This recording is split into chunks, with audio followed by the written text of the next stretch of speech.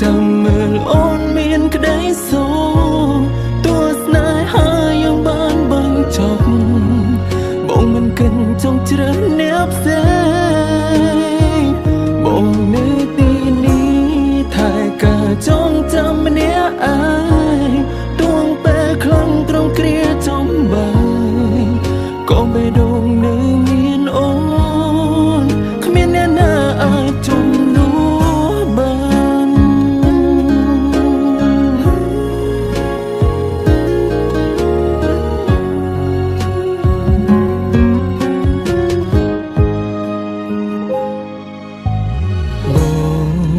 បានត្រឹមលួចបារម្ភខ្លាចអូនត្រូវក្រៀមក្រំគ្មាននាងកំដងទុំពេលនេះ